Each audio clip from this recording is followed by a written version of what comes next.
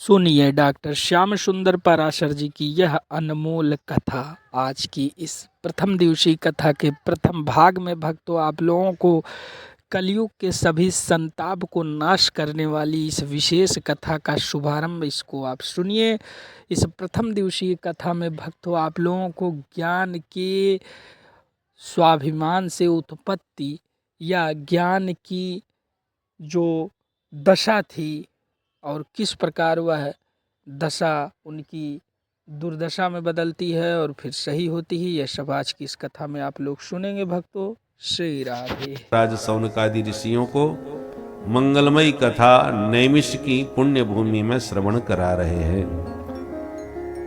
88,000 ऋषियों के प्रतिनिधि सौनक मुनि हैं। और सौनक जी कैसे हैं? कथामृत रसास्वाद कुशलः, भगवान का कथामृत पान करने में परम प्रवीण हैं, बड़े ही कुशल हैं। इसलिए बड़े विनम्र वचनों से सूत जी को प्रणाम करते हुए कहते हैं, अज्ञान ध्वांत विध्वंस कोटि शून्य समप्रभ, सूताख्या ही कथा सारम मम कर्ण रसायन। हे सूत जी महाराज, हम लोगों का हृदय घोर अज्ञान से भरा हुआ है। अज्ञान का अंधकार हमारे भीतर व्याप्त है और आपके पास कोटि सूर्य समप्रभ, करोड़ों सूर्य के समान आपके पास ज्ञान की प्रभा है, ज्ञान का प्रकाश है। ज्ञान की उपमा प्रकाश से और अज्ञान की उपमा अंधकार से दी जाती है। तो अज्ञान ध्वांत, अज्ञान क्या है? अंधकार है। और विध्वंस, इस अज्ञान के अंधकार का विनाश, विध्वंस कैसे होगा? जब ज्ञान का प्रकाश हो। तो आपके पास थोड़ा बहुत प्रकाश नहीं है, कोटि सूर्य समप्रभ, करोड़ों सूर्य के समान आपके पास ज्ञान का प्रचंड मार्तंड है। इसलिए उस ज्ञान के सूर्य की एक किरण हमारे कर्ण कोहरों में भी डाल दीजिए। संतों के जो वचन है ना, वो ज्ञान के प्रकाश की किरण प्रकट करते हैं। शब्द ब्रह्म है। जासु वचन रवि कर निकर। सदगुरु और संतों के जो वचन हैं वो कैसे होते हैं? रवि की किरण के समान। जहां भगवान सूर्य की किरण प्रकट हुई, अंधकार भी मिट जाता है और रात्रि भी भाग जाती है। रात्रि की उपमा मोह से दी जाती है, मोह निशा, सब सो बनिहारा। तो जब सूर्य की किरण प्रकट होती है तो दो काम करती है, अंधकार को मिटाती है और रात्रि को भगा देती है। ऐसी संतों के वचन उपदेश जब हम कानों से श्रवण करते हैं तो वो वाणी से निकला हुआ सूर्य का जो प्रकाश है वो कानों के द्वारा जब हृदय में जाता है तो भीतर के अज्ञान रूपी अंधकार को भी मिटाता है और मोह की निशा को भी भगा देता है। बंदौ गुरुपद कंज कृपा सिंधु नर रूप हर, महामोह तम पुण्य जासु वचन रवि कर निकर। महामोह तम पुंज। रात्रि दो प्रकार की होती है, अमावस की और पूर्णिमा की। तो पूर्णिमा की जो रात है उसमें कुछ तो दिखता है, चंद्रमा की चांदनी के प्रकाश में कोई आ रहा है ये तो नजर आता है, कौन आ रहा है वो भले ही समझ में ना आवे पर कुछ तो दिखता है। पर अमावस की रात के अंधेरे में तो कुछ भी नजर नहीं, अपना हाथ नहीं सूझता। इसलिए मोह निशा है पूर्णिमा की और महामोह की निशा है अमावस की। इसलिए महामोह तम पुंज, महामोह माने जिसके भीतर ज्ञान का यत् किंचित भी प्रकाश न हो। ऐसे अमावस की रात का अंधकार हम लोगों के भीतर भरा हुआ है, कुछ भी नजर नहीं आता। परंतु जासु बचन रवि कर निकर। सदगुरु और संतों के जो वचन हैं वो रवि की रश्मियों के समान हैं, जो कान में जाते ही अंधकार को और मोह को समाप्त कर देते हैं। तो अज्ञान ध्वांत विध्वंस कोटि सूर्य समप्रभ सूताख्या ही कथा सारम मम कर्ण रसायनम।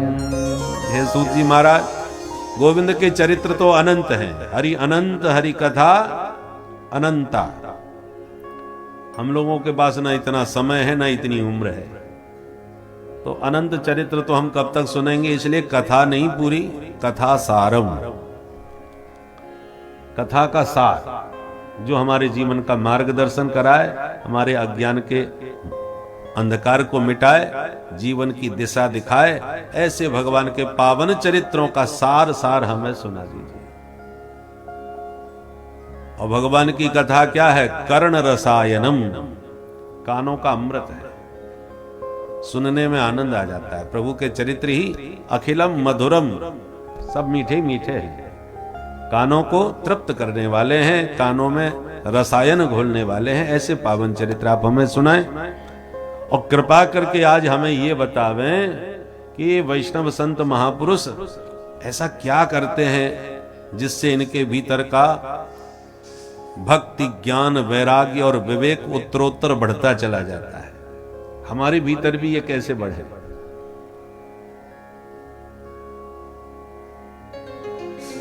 कृपा करके हमें बताएं। भक्ति ज्ञान विरागाप्तो विवेको वर्धते महान माया मोह निरासश्च वैष्णवै क्रियते कथम। वैष्णव ऐसा क्या करते हैं जिससे ज्ञान, वैराग्य, भक्ति और विवेक इनके भीतर बढ़ता है? वो सूत्र, वह संकेत, मार्गदर्शन हमें भी दें तो हमारे भीतर भी भक्ति बढ़े, ज्ञान बढ़े, वैराग्य बढ़े, विवेक बढ़े और माया मोह का निवारण हो। क्योंकि घोर कलयुग आ गया महाराज, कठिन काम कोई नहीं कर पाएगा। इसलिए भगवत प्राप्ति का जो सरल से सरल साधन आप समझते हो, वो कृपा करके आज हमें बता दें। कृष्ण प्राप्ति करम सस्वत साधनम तद बदाधुना। क्योंकि आपके ऊपर गुरुदेव भगवान की विशेष कृपा है। गुरु मेहरबान तो चेला पहलवान। गुरुदेव भगवान की भरपूर कृपा है आपके ऊपर। किसी को चिंतामणि मिल जाए, जो हर चिंतित वस्तु को तुरंत आपको प्रदान कर दे, उसका नाम चिंतामणि। जिस वस्तु का चिंतन करो वही सामने, ये चिंतामणि में चमत्कार है। और उससे भी बड़ा चमत्कार है कल्प वृक्ष में, कल्पद्रुम। चिंतामणि आपको संसार की वस्तु दे सकती है, पर कल्प वृक्ष के नीचे बैठ के अब स्वर्ग की संपत्ति भी मांगो तो वो भी ला करके दे देगा। पर इन दोनों से तुम ये कहो कि हमें प्रिया प्रीतम का प्रत्यक्ष दर्शन करा दो, प्रभु का अपरोक्ष साक्षात्कार करा दो, ब्रह्म दर्शन करा दो, ब्रह्मानुभूति करा दो, तत्व ज्ञान करा दो, ये सब इनके बस की बात नहीं है। इनसे लौकिक, भौतिक, प्राकृत वस्तुएं मांग लो, वो देंगे। पर अलौकिक, अभौतिक, अप्राकृत जो परम तत्व परमात्मा का है, वो इनसे नहीं प्राप्त हो सकता। तो किससे मिलेगा? चिंतामणिर लोक सुखम सुरद्रुह स्वर्ग संपदम प्रयक्षति गुरु प्रीतो वैकुंठम योगी दुर्लभम। गुरुदेव की कृपा और अनुकूलता प्राप्त हो जाए तो योगी दुर्लभम वैकुंठम अपि प्रयक्षति।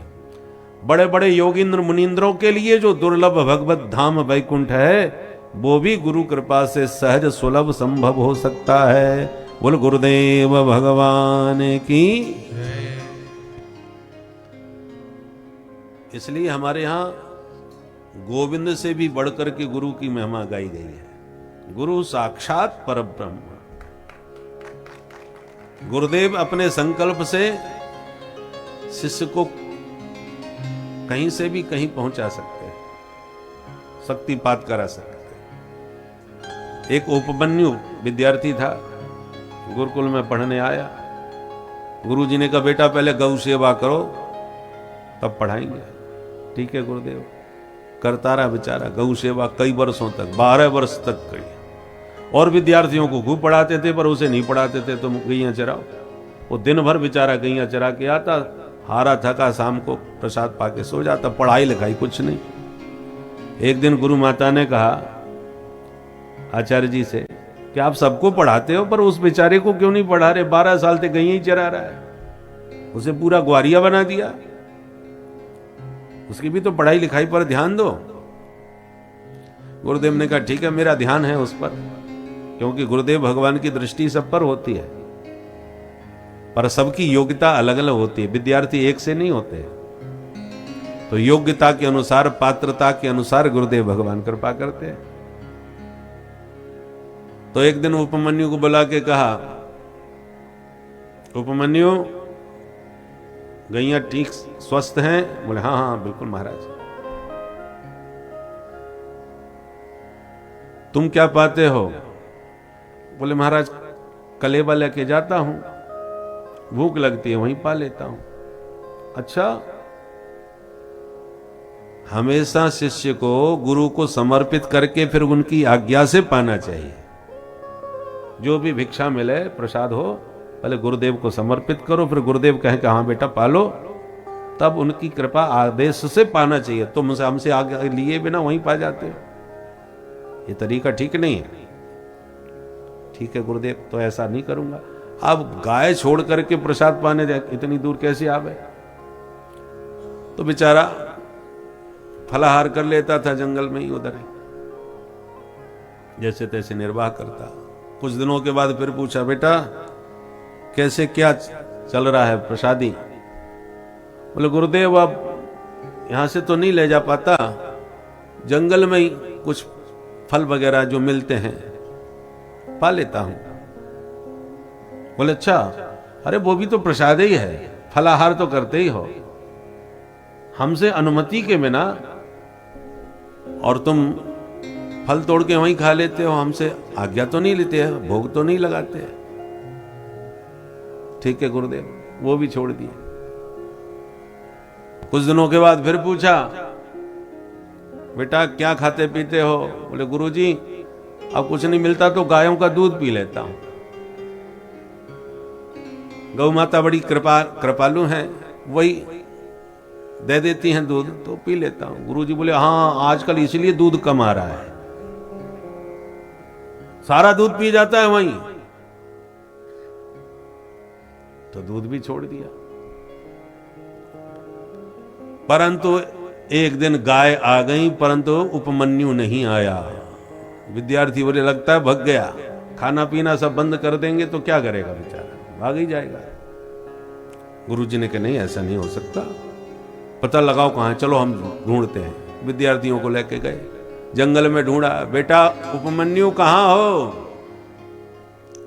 दूर दूर तक पता नहीं, खोजते खोजते अचानक कुएं में से आवाज आई, गुरुदेव मैं इधर हूं कुएं के अंदर। अरे गुरुदेव गए शिष्य परकर के साथ, बेटा तुम इसमें कैसे गिर पड़े?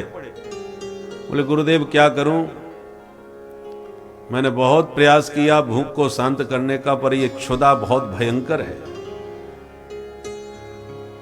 इस भूख की छटपटाहट ने मुझे बेबस कर दिया, मैंने गाय का दूध छोड़ दिया, फलाहार भी छोड़ दिया, परंतु एक वनस्पति मैंने तोड़ी तो उसमें से दूध सा निकला, तो मुझे लगा चलो ये दूध ही है, गाय का तो नहीं है, तो इसको तो मैं पी करके थोड़ा बहुत भूख मिटा ही लूंगा। इसलिए उसी दूध को मैं पत्ते को तोड़ तोड़ के चूसने लगा, पर वो विषाक्त निकला। उसको चूसने से, पीने से मेरे नेत्र ज्योति चली गई, मैं अंधा हो गया गुरुदेव। अंधा होने से मुझे रास्ता समझ में नहीं आया। गाय तो अभ्यास में थी, वो तो जहां से आती थी वैसे लौट के पहुंच गई, पर मुझे रास्ता नहीं सूझा तो मैं भटकते इस कुएं में गिर पड़ा। और गुरुदेव क्षमा कीजिए, मैं आपकी आज्ञा का विधिवत पालन नहीं कर पाया, आपकी गौ माता की ठीक से सेवा मेरे से नहीं हो पाई, इसके लिए मैं बहुत क्षमा प्रार्थी हूं। गुरुदेव गदगद हो गए, वाह इतनी कड़ी परीक्षा लेने के बाद में भी गुरुदेव के प्रति कोई अनुचित भाव मन में नहीं जगा कि खाना पीना छोड़ दिया, सब तो ताड़ दिया, ऐसा कुछ कोई भी मन में कुभाव नहीं आया, बल्कि क्षमा मांगते हुए कहता है, गुरुदेव मैं आपकी ठीक से सेवा नहीं कर पाया, मुझे क्षमा करें। गुरुदेव गदगद हो गए, प्रसन्न हो गए। तुरंत कुएं के ऊपर हाथ किया, संकल्प किया, वरुण का आह्वान किया और तुरंत कुएं में दिव्य पानी के स्रोत निकल पड़े। पानी इतना भरता चला गया कि उसी पानी के ऊपर उपमन्यु ऊपर तक आया। कुआ लबालब पानी से भर गया। हाथ पकड़ के उपमन्यु को बाहर निकाला और नेत्र पर अपना हाथ फेरा तो तुरंत नेत्र ज्योति उपमन्यु की आ गई और सिर पर हाथ रख दिया कि बेटा मेरे जीवन में जो भी मैंने विद्या प्राप्त की है वो सब तुम्हें उपलब्ध हो जाए। बस इतना कहते ही सारा वेद वेदांत उपनिषद सब कुछ उपस्थित हो गया उपमन्यु को। बोल सद्गुरुदेव भगवान की। तो जो अन्य विद्यार्थियों को रटा रटा के गुरुदेव तैयार कराते थे और तमाम उनको घौचीपू निस दिन करे नित कर ठाने मरण खान पान निद्या तजे तब आवे व्याकरण। वो दिन रात घोंचीपू करना पड़ता। घोंचीपू समझ गए? घो माने घोंचीपू, निस्दिन करे।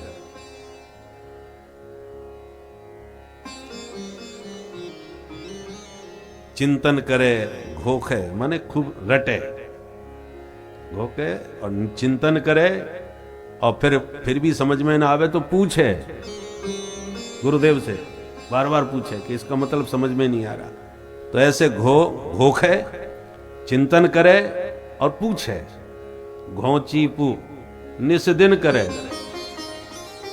दिन रात निरंतर चिंतन। व्याकरण के फलाना सूत्र विस्मरण हो रहा है तो पूछ ले हैं? और उसका भाव क्या है, यहाँ पर कौन सा सूत्र लगेगा, समझ में नहीं आ रहा तो गुरुजी से पूछे, अपने श्रेष्ठ गुरु भाइयों से पूछे, विद्यार्थियों से पूछे। इस प्रकार से घोखे, चिंतन करे और पूछे। घोंचीपू निस्दिन करे, दिन रात जब करता रहे और नित कर ठाने मरण। ठान ले कि आज तो मुझे इतने सूत्र याद करके ही सोना है और जब तक याद नहीं हो जाएगा तब तक मैं सोऊंगा नहीं, खाऊंगा नहीं, जब मर जाऊं। नित कर ठाने मरण। इस प्रकार से संकल्प पूर्वक जब तैयारी करता है विद्यार्थी तो खान पान निद्रा तजे, भोजन भले ही ना मिले, सो भले ही ना पावे, परंतु हमें तैयारी करनी है, तब आवे व्याकरण। तब ठीक से व्याकरण का विद्यार्थी को ज्ञान होता है। तो ऐसी शास्त्र, केवल व्याकरण तो एक उदाहरण है, बाकी जितने शास्त्र हैं उन सबके विषय में घोंचीपू नित्य करना पड़ता है।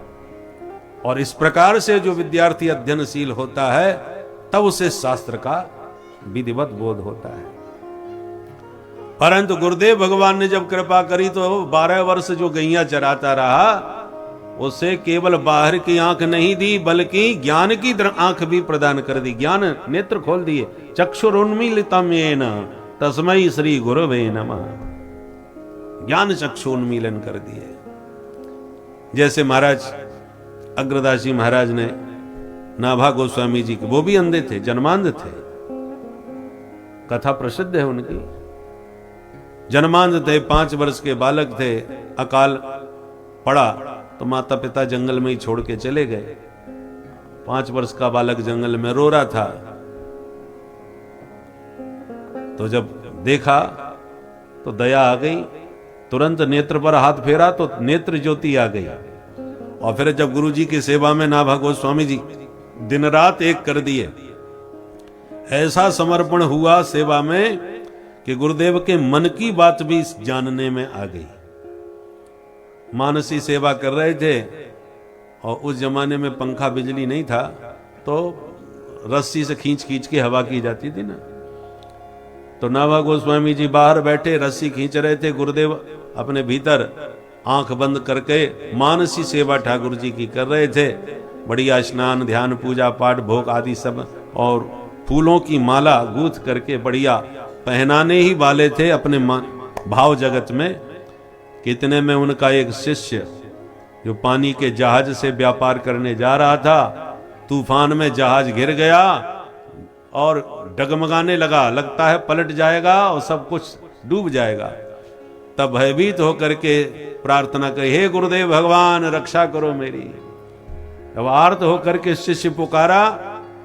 अब गुरुदेव भगवान के भाव जगत में खलबली मच गई, क्योंकि माला तो तैयार थी, भाव में पहनाना चाह रहे थे। कितने में आर्त पुकार शिष्य की कान में पड़ी, तो समझ में ना आवे कि माला पहनाएं कि उसके जहाज को ठीक करें।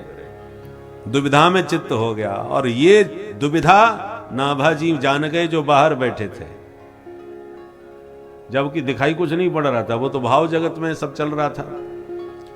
तो तुरंत नाभा गोस्वामी जी महाराज ने वो पंखे की हवा का संकल्प सेवा का तुरंत कर दिया, और उनके संकल्प मात्र से जो तूफान से जहाज डगमगा रहा था, उस तूफान की दिशा बदल दी, तुरंत दूसरी तरफ चला गया। तूफान शांत हुआ तो जहाज भी सुरक्षित हो गया। तो बाहर से आवाज लगाई, गुरुदेव प्रेम से माला पहना दीजिए, अब हमारा गुरु भाई बिल्कुल सुरक्षित है, जहाज पूरी तरह सुरक्षित है। गुरुदेव हैरान हो गए, क्योंकि मैं पहना नहीं रहा, मैं तो मन से, मानसी सेवा में मन से पहना रहा था। पूजा के बाद बाहर निकले, बेटा ये आवाज किसने लगाई कि माला पहनाओ? गुरुदेव आपका दास। ओहो, हमारे मन की भी बात तुम जान गए, अब तुम सिद्ध हो गए हो। दो सिद्ध एक स्थान पर नहीं रहते, अब तुम जाओ। अरे गुरुदेव ये क्या कह रहे हैं, मैं आपके चरणों को छोड़ के कहां जाऊंगा?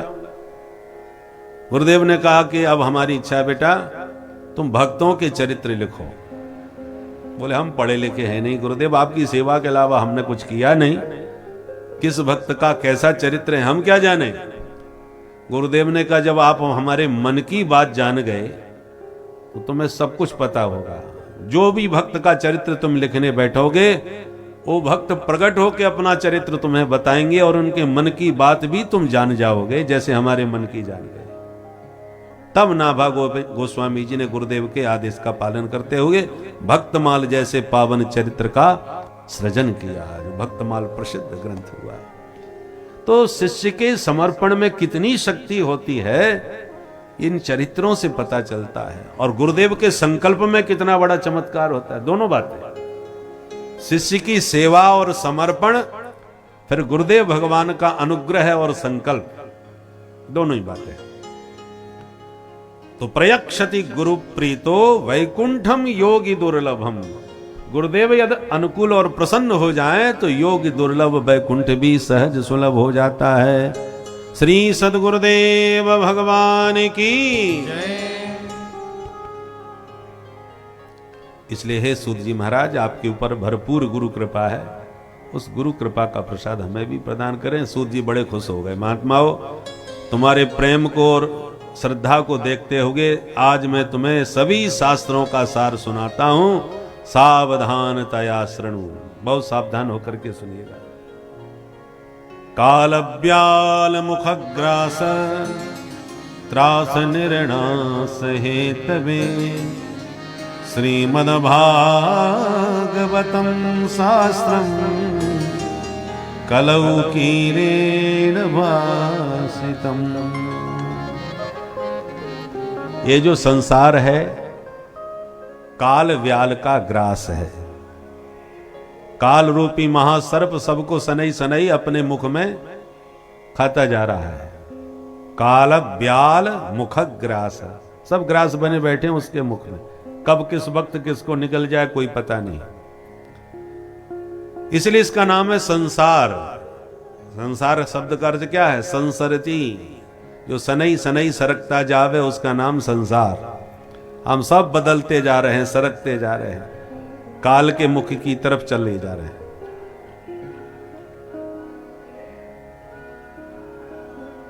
बोल वृंदावन बिहारी लाल की जय।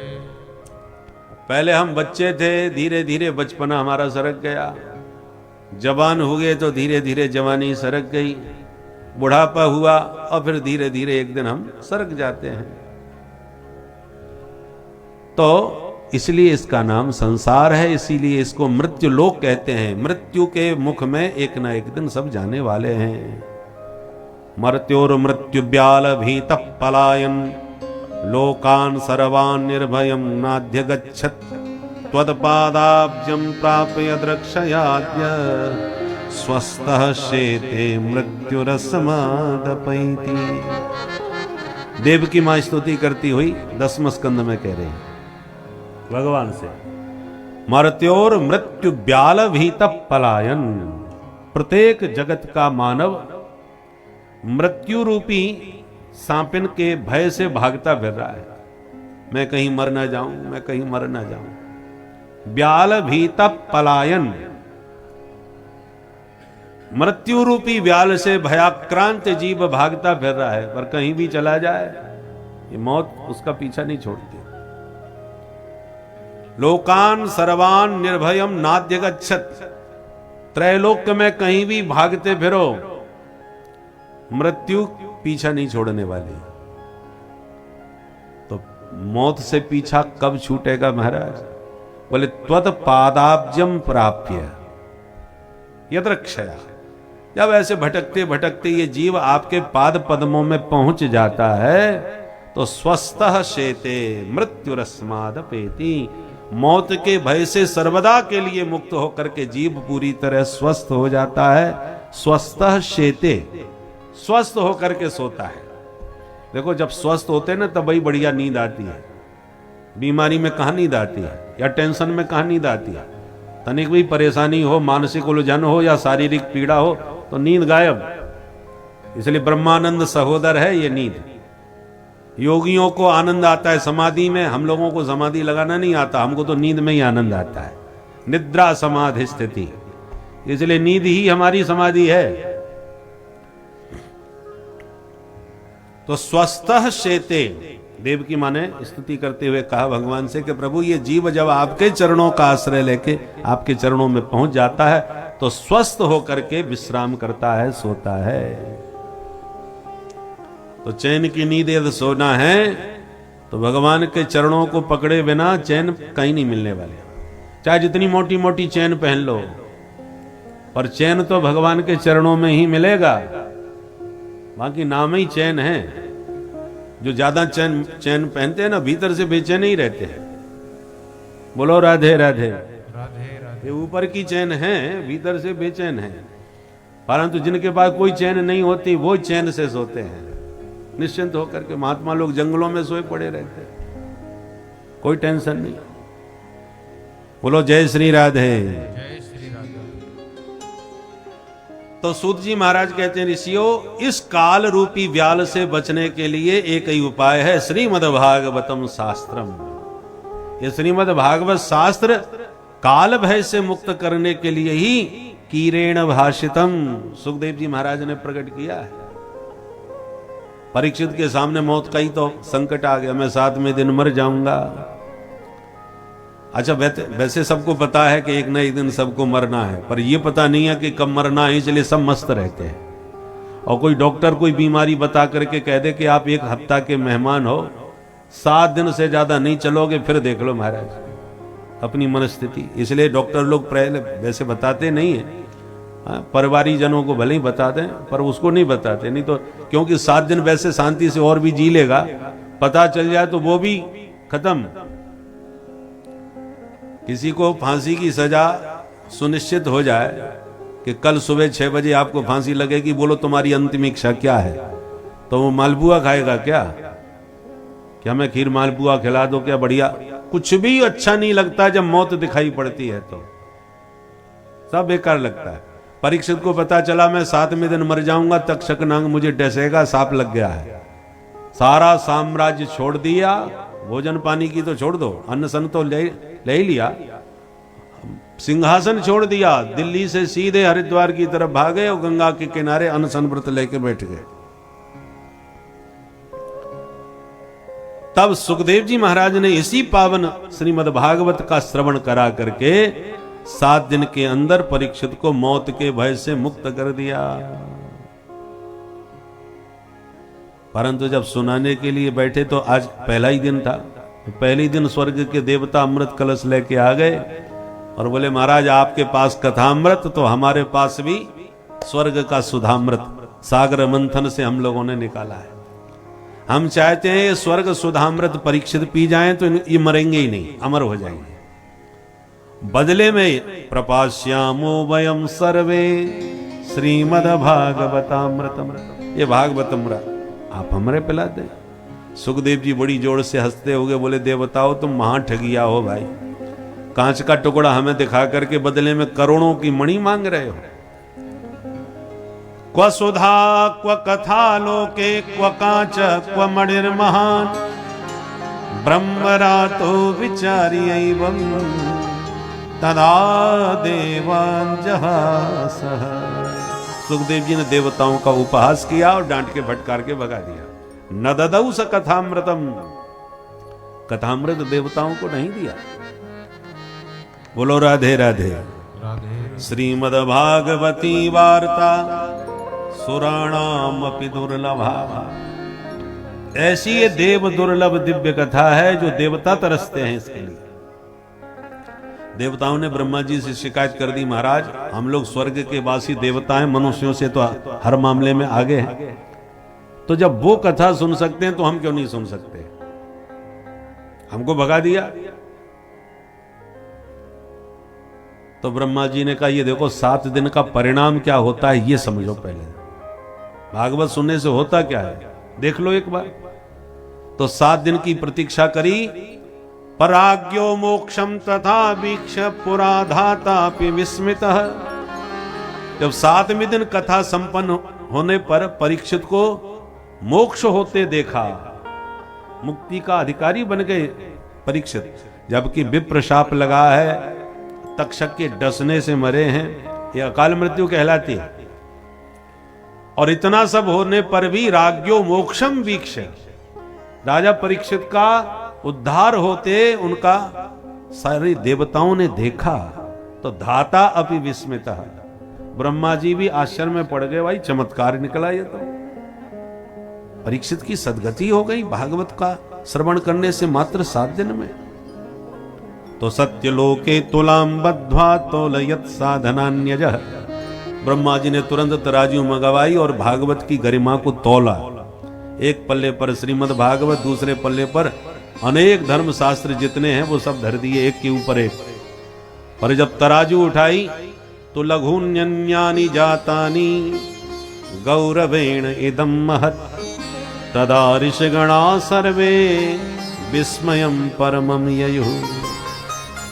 अन्यानि लघूनि जातानि, श्रीमद् भागवत की तुलना में जितने भी धर्म शास्त्र थे सब लघु हो गए, छोटे हो गए, न्यून हो गए। तोलने का मतलब तराजू से नहीं, यहाँ सांकेतिक तात्पर्य है, ब्रह्मा जी सभी शास्त्रों के ज्ञाता हैं, शास्त्रज्ञ हैं। उन्होंने तुलनात्मक अध्ययन करके देखा कि श्रीमद् भागवत की तुलना में जो भक्ति ज्ञान वैराग्य का प्रतिपादन अन्य ग्रंथों में मिलता है वो बिल्कुल न के बराबर है। तो सारे ग्रंथों में जो भक्ति ज्ञान वैराग्य विवेक बढ़ने की सामग्री है वो एकमात्र उसका सार श्रीमद् भागवत में है। इसलिए सब शास्त्र इसके सामने उन्हें हल्के और न्यून नजर आए। तब घोषणा कर दी, मैं निरे भगवत रूपम। श्रीमद् भागवत कोई पुराण पुस्तक किताब नहीं है, तो क्या है, साक्षात भगवान का बांगमय विग्रह है। बोलो भागवत भगवान की। तेनेयम बांगमयी मूर्ति, प्रत्यक्ष भगवान शब्द ब्रह्म के रूप में इसमें विराजमान है। बोलो राधे राधे। जब भगवान परम धाम जा रहे थे, उद्धव जी ने कहा, प्रभु अब हम आपके भक्तों का, दासों का, हमारा क्या होगा। भगवान बोले, हम कहीं जा थोड़ी रहे हैं, तुम्हारे बीच में ही रहेंगे। वह थोड़ा रूपांतरण हो रहा है हमारा। अभी तुम सामले स्वरूप का दर्शन कर रहे हो, ये विग्रह मेरा है। अब शब्द विग्रह के रूप में हम परिणित हो रहे हैं, वह रहेंगे तुम्हारे बीच में। तो भगवान ने अपना वो श्री विग्रह जो घनश्याम स्वरूप था, नील सरोरो नीलमणि, उसको एकदम दिव्य प्रकाश में परिणत करके श्रीमद् भागवत में अपने आप को प्रविष्ट कर दिया। इसलिए साक्षात शब्द ब्रह्म भगवान श्री कृष्ण ही श्रीमद् भागवत के रूप में विराजमान है। अच्छा महाराज एक बताओ, जब इतना जोरदार ये पावन ग्रंथ है तो 7 दिन में ही क्यों सुना जाए। भाई परीक्षित के पास तो निर्धारित 7 ही दिन थे, इसलिए उनको तो बेबस होके सुनना था। हमारे पास तो ऐसी व्यवस्था नहीं है। आप 15 दिन सुनाओ, 1 महीना सुनाओ, पर परंपरा 7 दिन में ही सुनने की ज्यादा है। तो ये परंपरा किसने प्रारंभ कर दी? क्या परीक्षित से प्रारंभ हुई या पहले भी थी? तब सूत जी कहते हैं, ऋषियों ये परंपरा पुरानी है। परीक्षित के पास तो संयोग से 7 दिन ही थे, पर ये सप्ताह से सुनने की परंपरा तो सनकादिकों ने नारद जी को सुना करके प्रारंभ किया। तो सौनक जी चौंक गए, महाराज हमने तो सुना है नारद बाबा 2 घड़ी से ज्यादा टिकते ही नहीं, महाघुमक्कड़ महात्मा है। तो 7 दिन बैठ के नारद जी ने कहां कथा सुनी सनकादिकों से, तो थोड़ा विस्तार से हमें समझा। सूत जी कहते हैं, अच्छा सुनो। एकदा ही विशालायां चत्वार ऋषयो मलाः सत्संगार्थं समायाता दद्रसुस्तत्र नारदम्। एक समय की बात, बद्री विशाल धाम में, बद्रीनाथ में सनकादिक चारों भाई भ्रमण कर रहे थे। क्यों घूम रहे थे? बोले सत्संगार्थम, कि कोई संत मिल जाए तो बैठ के कुछ सत्संग किया जाए। सत्संग करने की इच्छा से। महात्मा फालतू नहीं घूमते, किसी उद्देश्य से ही घूमते हैं। इनका उद्देश्य था कि कोई संत मिले तो बैठ के सत्संग करें। कि अचानक दूर से नारदम ददृशुहु, नारद जी दिखाई पड़े। चारों भैया बड़े खुश हो गए, क्योंकि चारों भैयाओं का जीवन ही भगवान की कथा है। कथा मात्रई का जीवन है, ये इनका व्यसन है। व्यसन अच्छी चीज है, होना चाहिए। और व्यसन 2 प्रकार के होते हैं, सद्व्यसन और दुर्व्यसन। दुर्व्यसनों से बचाइए और सद्व्यसन जरूर कीजिए। किसी को कथा सुनने का यदि व्यसन हो, कितना बढ़िया व्यसन है। किसी को व्यसन होता है कि हम जब तक ठाकुर जी के दर्शन नहीं करेंगे तब तक हम विश्राम नहीं करेंगे या भोजन नहीं करेंगे, तो ये अच्छा व्यसन है। ऐसे व्यसन, इसको सद्व्यसन कहते हैं। व्यसन माने जिसके बिना रहा न जाए। तो चारों भैयाओं का व्यसन भगवान की कथा है। कोई मिले तो सुनते हैं, कोई ना मिले तो एक वक्ता और 3 श्रोता बन के घर में ही कथा प्रारंभ कर देते हैं, परंतु कथा के बिना नहीं रह सकते। और मानस पुत्र हैं ब्रह्मा जी के। और विचित्रता ऐसी है कि पैदा होते ही जब ब्रह्मा जी ने कहा बच्चों तुम भी सृष्टि करो, श्री गणेश में हमारे पहले बच्चे तुम ही हो, तो हाथ हिला दिया, हमको चक्कर में नहीं पड़ना, हम तो हरि भजन करेंगे। बोले बेटा बड़े हो के तो तुम्हें सृष्टि करनी ही पड़ेगी, अभी तुम बच्चे हो, थोड़ा बड़े और हो जाओ। बोले हमको बड़ा होना ही नहीं है। तो 5 साल के बच्चे बन के रह गए। 5 साल से कभी 6 साल के ही नहीं हो गए। 5 वर्ष के बालक को कुमार कहते हैं, इसलिए इनको कुमार कहा गया। सनकादि कुमार, सनक सनंदन सनातन सनत कुमार, ये चारों कुमार के नाम से ही जाने जाते हैं।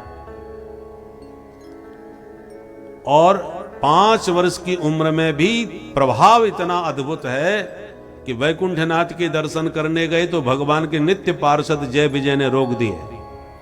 क्रोध में आ गए तो भगवान के ही पार्षदों को वैकुंठ से नीचे पटक दिया कि तुम जाओ, तुम 3 जन्म तक राक्षस बनोगे। भगवान अपने भक्तों के उद्धार के लिए स्वयं खुद भी इस पृथ्वी पर आते हैं, जो उनकी सबसे सूक्ष्म अवस्था मानी जाती है। क्योंकि जब प्रभु के अणु अणु में ब्रह्मांड है, कण कण में प्रभु के शरीर के, तो इसका मतलब पृथ्वी तो बहुत सूक्ष्म चीज़ है, लेकिन भक्त के उद्धार के लिए प्रभु इस सूक्ष्म चीज़ पर भी प्रवेश करते हैं और आकर अपने भक्तों का स्वयं ही उद्धार करते हैं।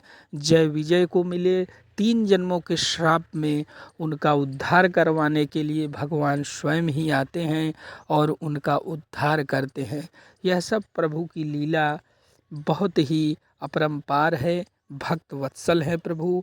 ऐसे भक्त वत्सल प्रभु की कथा आप लोग सुनते रहें भक्तों।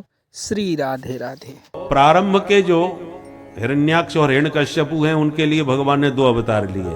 वराह भगवान बन करके भगवान ने हिरण्याक्ष को मारा और नृसिंह भगवान के रूप में प्रकट होकर के हिरण्यकश्यप को, बाकी फिर एक एक अवतार में दोनों को निपटा दिया। तो अवतार भगवान के 4 हुए, इनके जन्म 3 हुए। ये प्रभाव सनकादिकों का है। 5 वर्ष की उम्र के जरूर हैं, पर पूर्वे शाम अपि पूर्वजः, हम सबके पूर्वजों के भी पूर्वज हैं। ये सदा भगवान के ध्यान में मग्न रहते हैं। ब्रह्मानंद सदा लय लीना, ब्रह्मानंद सदा लय लीना, देखत बालक बहुकालीना, देखत बालक बहुकालीना,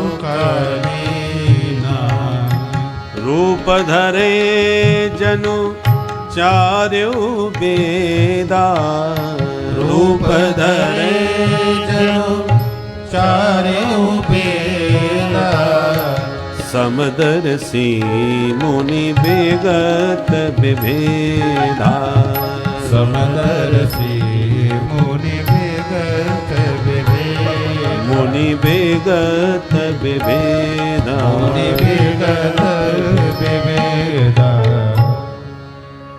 तो मानो मूर्तिमंत चारों वेद ही बालकों के रूप में प्रकट हो गए हों, ऐसा दिव्य प्रभाव तेज है सनकादिकों का।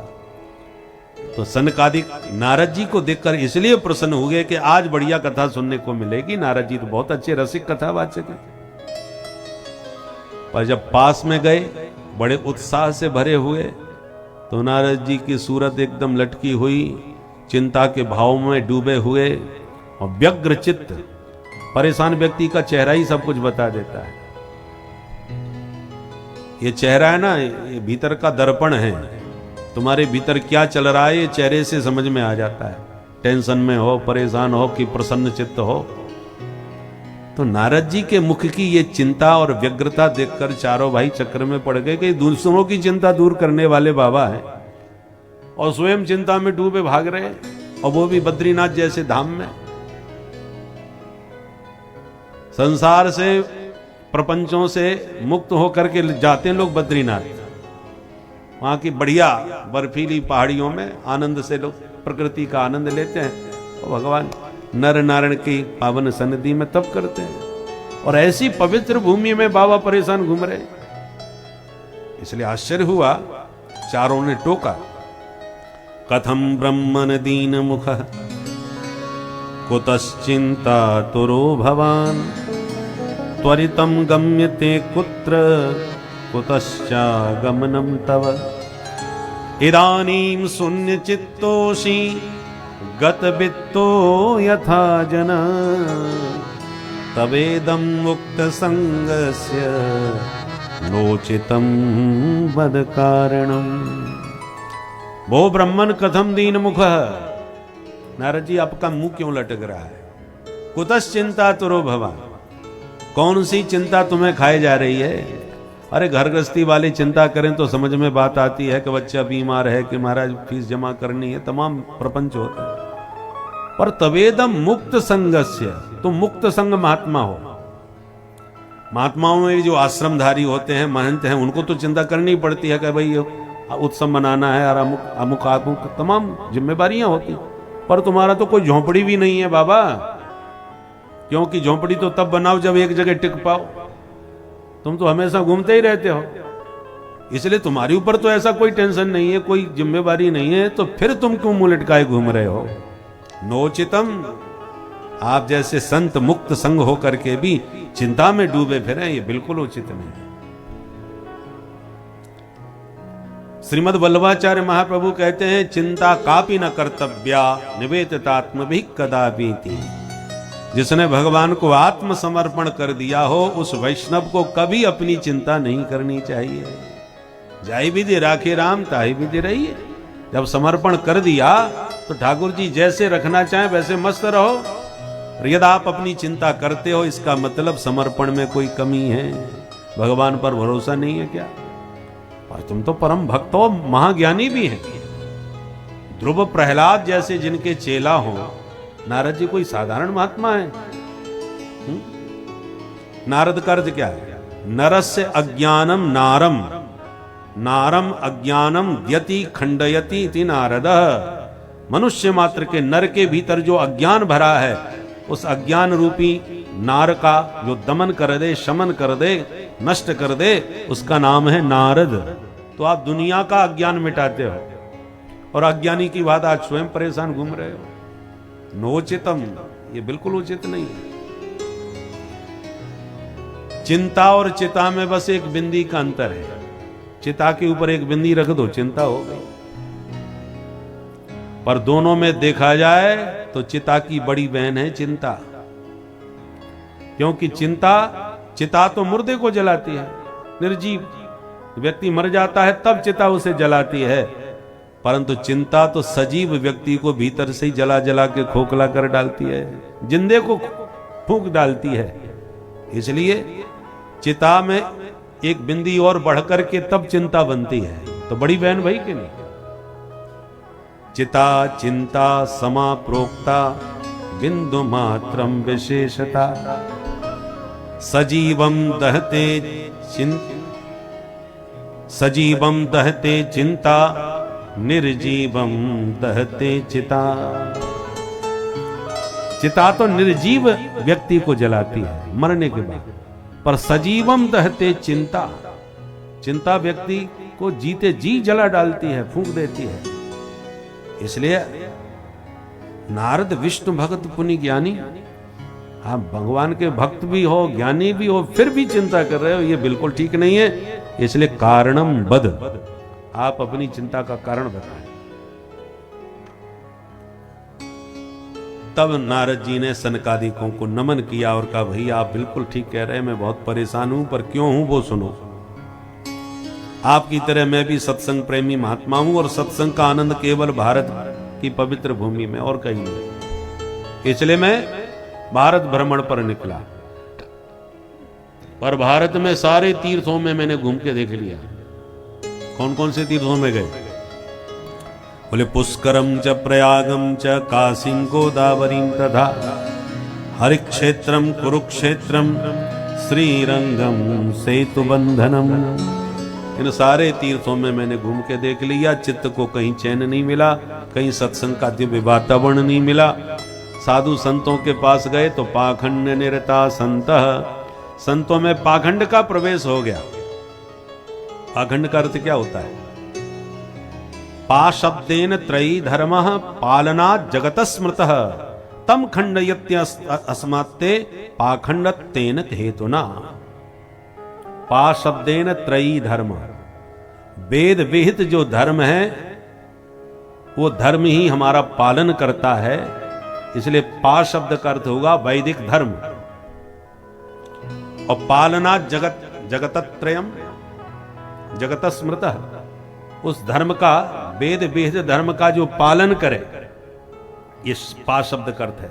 और तम खंडयति, पालन करने योग्य वेद विहित धर्म का जो खंडन करने लग जाए उसका नाम है पाखंड। वेदों की आज्ञा का पालन करना हम सबका धर्म है। मातृदेवो भव, पितृदेवो भव, आचार्य देवो भव, अतिथि देवो भव, सत्यम वद, धर्मम चर, ये सब वेद वचन है। पर इस पालन करने योग्य धर्म का जो खंडन करे वही पाखंड है। अथवा पापस्य खंड, जो पाप का ही एक खंड है, उसका नाम पाखंड है। तो साधु संत जो परम सात्विक हैं, भजनानंदी हैं, रसिक हैं, उनको कोई जल्दी पहचान ही नहीं पा रहा, उन तक लोग पहुंच नहीं पा रहे। और जो तमाम प्रपंच इकट्ठा कर लें कि हरी चटनी से समोसा खिला दो कृपा हो जाएगी, बोलो राधे राधे। तो इस प्रकार के जो प्रपंच ज्यादा फैलाते हैं उनको लोग बड़े सिद्ध महात्मा समझते हैं। ये कलयुग की विशेषता है। कलौ पाखंड पूजितः, कलयुग में पाखंड बहुत पूजता है। तो नारद जी कहते हैं संतों के यहां भी शांति नहीं मिली, गृहस्थों के यहां भी गड़बड़, तरुणी प्रभुता, देवी जी का पूरा चलावा चलता है और परामर्श लेना पड़े तो पिता से परामर्श नहीं लेते, साले साहब आते हैं सलाह देने के लिए, श्याल को बुद्धिदायक, वे बुद्धि के दाता है। बेटा बेटियों का भी विवाह नहीं करते, सौदा करते हैं, जहां जितने में पड़ जाए बात वही संबंध हो जाए। कन्या विक्रयणो लोभात दंपति नाम च कलकनम। जब मुंह मांगा दाम दे करके आप दामाद खरीदोगे तो फिर बेटी जब वहां जाएगी तो फिर मालकिन बन के जाएगी। उसने खरीदा है, उसके बाप ने खरीद करके दिया है, तो वो सेवा क्यों करेगी? फिर तो सेवा करवाएगी, इसलिए उसका प्रभुत्व चलता है पूरा। तो गृहस्थों के अभी दाम्पत्य जीवन में महासंग्राम मचा रहता है। दंपति नाम च कलकनम। तो मैं, नारद जी कहते मैं बहुत परेशान हो गया, ना गृहस्थों के यहाँ शांति, ना विरक्तों के यहाँ, चारों ओर क्रांति मची हुई है। हमने सोचा आप किधर जाएं, तो हमने निर्णय लिया कि छोड़ो झंझट, चलो वृंदावन में चल के राधे राधे करते हैं, वहीं शांति मिलेगी। ऐसा सोच के मैं वृंदावन धाम आया। तत्राश्चर्यम मया दृष्टम।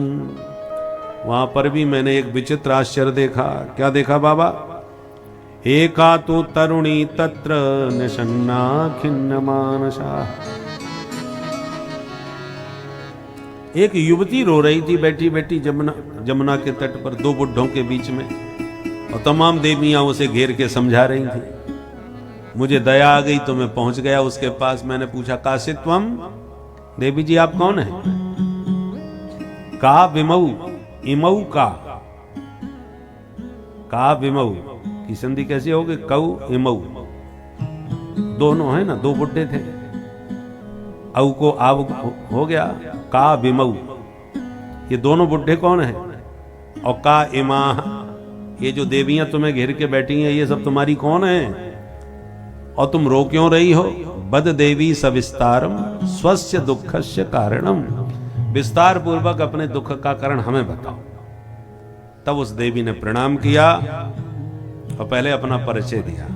अहम भक्तिरिति ख्याता इमौ में तनयौ मतौ ज्ञान वैराग्य नामानौ काल योगेन जर्जरम।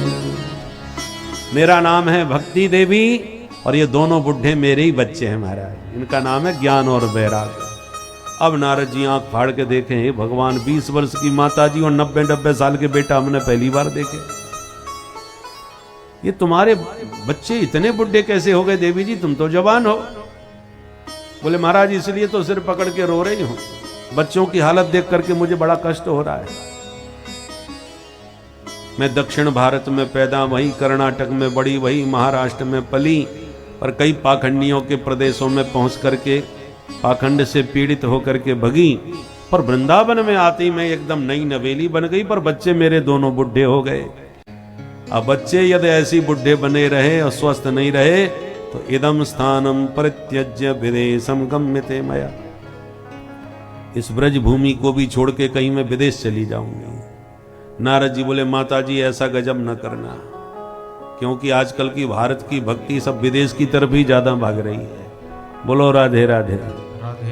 हम भारतीयों को भी विदेशी चश्मा ऐसा चढ़ गया है कि जब तक कोई विदेशी ब्रांड न पड़ जाए, मोहर न लग जाए, तब तक हमें वो चीज पसंद ही नहीं आती। चाहे वो कपड़े हो, चाहे कोई भी वस्तु हो, और वस्तु ही नहीं व्यक्ति भी। जब विदेशी ब्रांड होता है, मोहर लग जाती है कि फलाने, तो कहते हैं अरे तब तो बढ़िया टॉप की चीज है।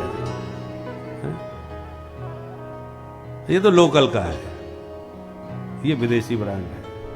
ऐसे ही साधु महात्मा भी जिनके विदेशों में खूब आश्रम हो, विदेशों में जो आते जाते रहते हो, वो महात्मा अरे बड़े प्रभावशाली अंतरराष्ट्रीय है।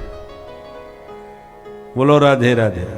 ऐसी वक्ता भी, कोई भी हो, विद्वान भी, विदेशों में जब उनकी जय जयकार होती है, उस जमाने में कितने विद्वान रहे होंगे, परंतु विवेकानंद जी को जब विदेशों में जाकर के जय जयकार मिली अमेरिका में, तब जाकर के भारतीयों ने उनको आदर महत्व दिया।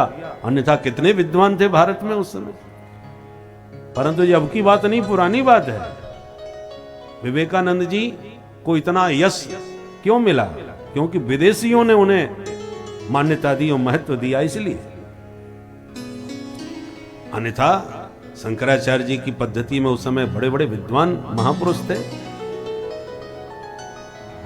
तो तात्पर्य यह है कि हम लोगों को भी विदेशी ब्रांड पसंद आने लगा है आजकल। कोई पूछा क्या करते हो, बोले कथावाचक है। अच्छा अच्छा, तो बाहर भी कहीं गए हो कथा कहने, बोले नहीं हम नहीं जाते। अच्छा, तो लोकल में ही कहते हो। पूरा भाषा ही बदल जाती है, बोलो राधे राधे।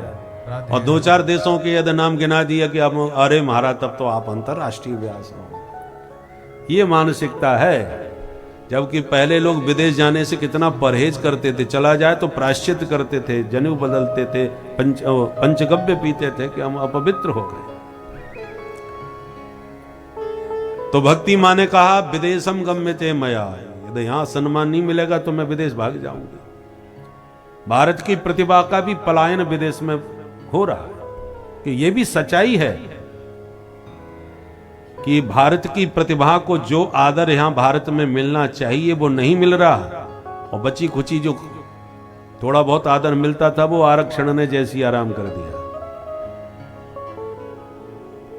फिर भी प्रतिभावान तो अभी भी अपनी प्रतिभा के बल पर टक्कर ले रहे हैं, परंतु जो प्रतिभा भारत में पूजनीय होनी चाहिए उसका यहां आदर नहीं होगा तो प्रतिभा का पलायन होगा ही फिर विदेश की तरफ। और भारत की मेधा शक्ति प्रतिभा का प्रयोग विदेशी लोग करते हैं, नाम उस देश का होता है जहां वह प्रतिभा अपना प्रभाव प्रकट करती है। इसलिए खूब पढ़ाओ लिखाओ भाई, आरक्षण तुम्हें शिक्षा में देना है खूब दो, पढ़ाई लिखाई में उनको छूट दो, फ्री किताबें दो, फ्री, उनको कोई शुल्क उनसे मत लो पढ़ाई लिखाई में, परंतु प्रतिभा के अनुसार ही जब पद प्राप्त होगा तब देश का, राष्ट्र का गौरव बढ़ेगा। प्रतिभाहीन व्यक्ति यदि उच्च पदों पर पहुंचेंगे तो राष्ट्र की प्रतिभा का हनन हो रहा है, राष्ट्र की प्रगति का हनन हो रहा है, प्रतिभा का हनन हो रहा है। और अंत में वो प्रतिभाशाली जब यहां सम्मान नहीं पाते तो विदेश पलायन कर जाते हैं, और उसका पूरा प्रयोग वहां पर उनका विदेशी लोग करते हैं। इसलिए जब भक्ति माँ ने कहा कि मैं विदेश चली जाऊंगी तो नारद जी ने हाथ जोड़ दिए, बोले माता जी ऐसा मत करना। और नारद जी ने कहा देवी मैं सब समझ गया, सतयुग द्वापर त्रेता में आप बहुत प्रसन्न थी, पर अब कलयुग आ गया है, धीरे धीरे सब जितने भी धर्म के केंद्र हैं वो विलुप्त होते चले जाएंगे। बरसे बरसे क्रमात् जाता मंगलम नापि दृश्यते। पर आप बिल्कुल दुखी मत हो, अयम तो युग धर्मो ही, ये युग धर्म है, कलयुग में ऐसा ही सब चलता है।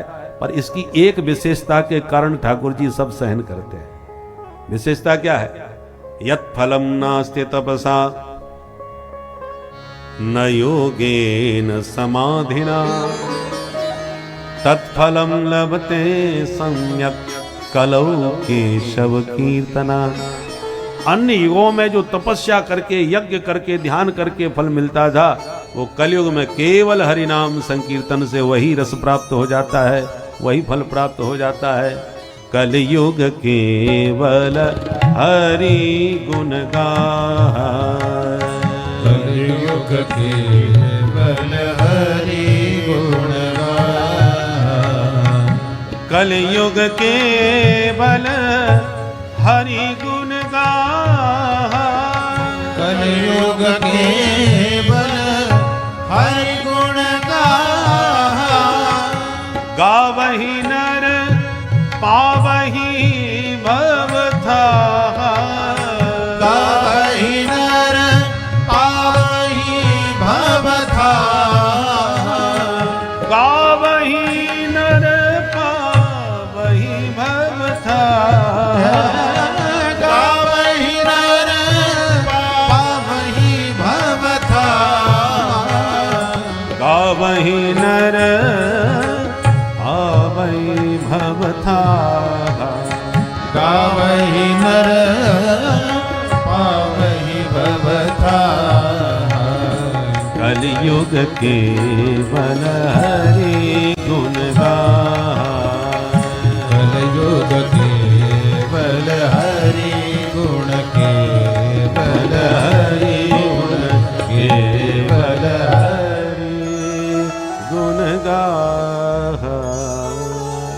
केवल हरि नाम संकीर्तन, कलौ केशव कीर्तना। इस गुण पर रीझ करके ही ठाकुर जी ने कलयुग के सारे दोषों को अनदेखा कर दिया। इसलिए परीक्षित ने भी इसको स्थान दिया।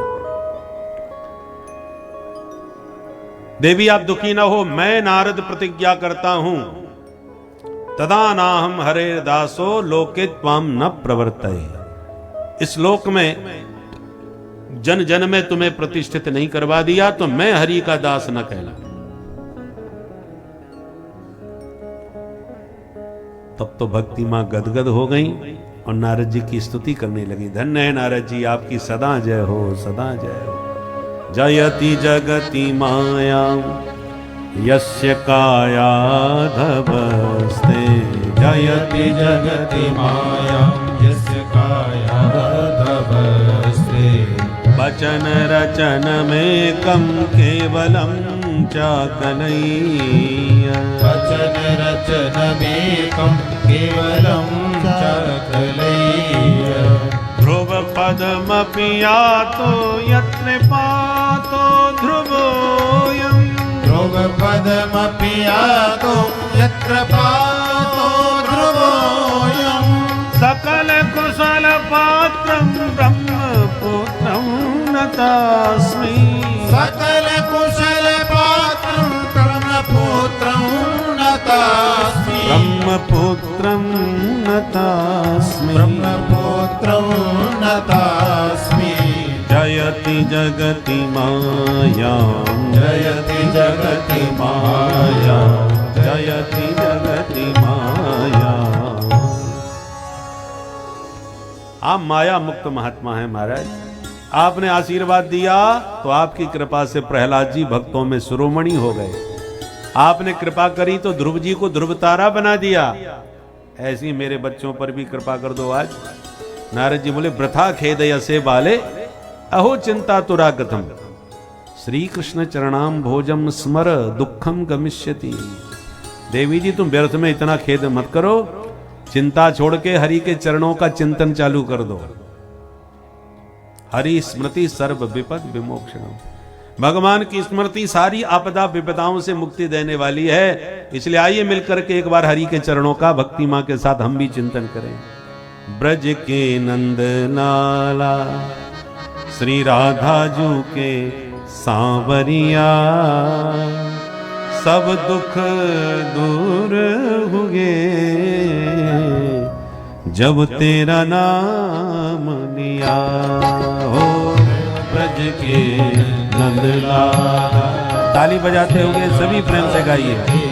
सांवरिया सब दुख दूर हुए जब तेरा नाम लिया। हो सब दुख दूर हुए जब तेरा नाम लिया। ओ सब दुख दूर हुए जब तेरा नाम लिया। ओ मीरा पुकारे तुम्हें गिरिधर गोपाला, मीरा पुकारे तुम्हें गिरधर गोपाला। बन गया अमृतमय विष का भरा प्याला, बन गया अमृतमय विष का भरा प्याला। विष का भरा प्याला कौन मिटाए उसे जिसे तूने राख लिया। सब दुख दूर हुए जब तेरा नाम लिया। ओ ब्रज के नंदलाला श्री राधा जी के सांवरिया, सब दुख दूर हुए जब तेरा नाम। श्री राधे।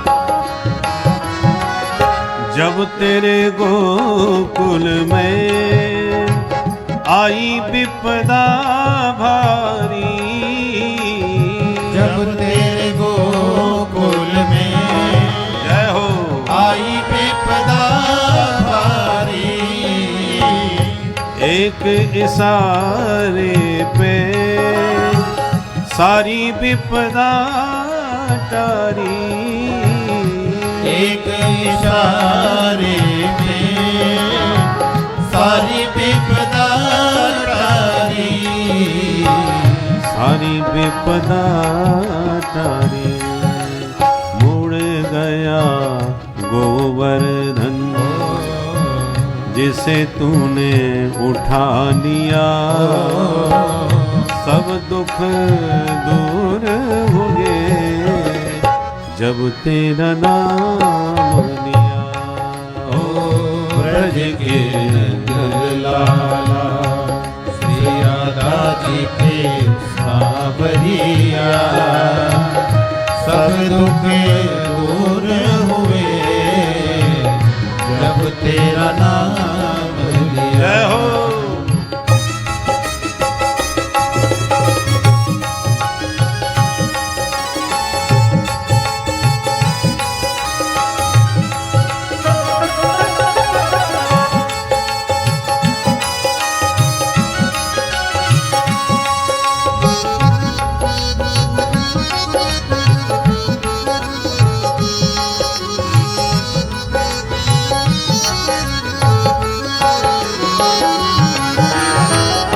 नैनों में श्याम बसे मन में बनवारी, नैनों में श्याम बसे मन में बनवारी, सुध बिसराए गई मुरली की धुन प्यारी, सुध बिसराए गई मुरली की धुन प्यारी, बंसी की धुन प्यारी।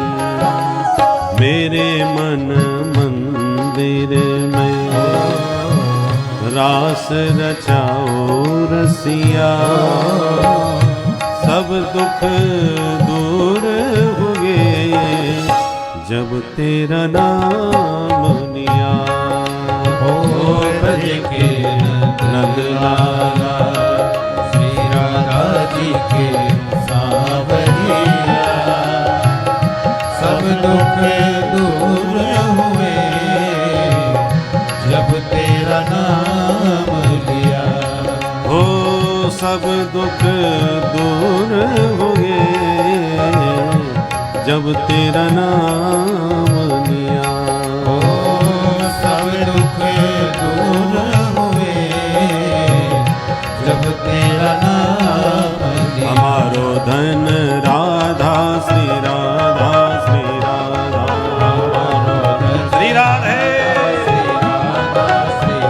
ओ परम धन राधा राधा राधा राधा राधा, ओ परम धन राधा राधा राधा श्री राधा, बरसाने वाली राधा राधा राधा राधा राधा, बरसाने वाली राधा राधा राधा राधा, मोहन की प्यारी राधा राधा राधा राधा राधा, मोहन की प्यारी राधा राधा राधा, श्री राधे हमारो धन राधा श्री राधा श्री राधा, हमारो धन राधा श्री राधा श्री राधा, ओ परम धन राधा श्री राधा श्री राधा, परम धन राधा श्री राधा श्री राधा, जीवन धन राधा राधा राधा राधा राधा, जीवन धन राधा राधा राधा राधा, प्राण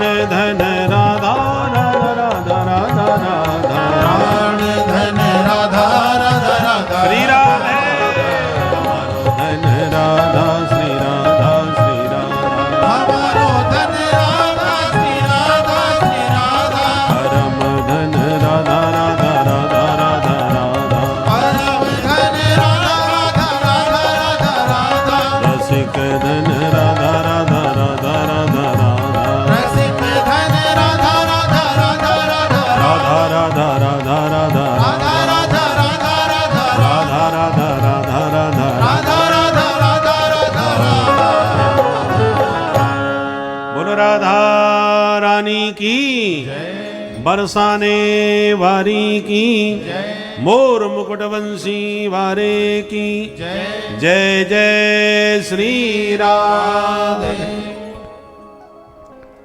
तो इस प्रकार से ज्ञान और वैराग्य दोनों इस श्रीमद् भागवत कथा को सुनकर पूर्ण रूपेण हष्ट पुष्ट हो जाते हैं। इस श्रीमद् भागवत कथा में प्रभु के 10 अवतारों की कथा का वर्णन मिलता है। इस श्रीमद् भागवत कथा का मुख्य उद्देश्य ही ईश्वर के प्रति भक्ति भाव उत्पन्न करना है। जब व्यक्ति के शरीर में, व्यक्ति के मन में जब ईश्वर के प्रति भक्ति भाव उत्पन्न हो जाता है तो उसकी हर बाधा दूर हो जाती है, चाहे वो कितनी भी बड़ी हो।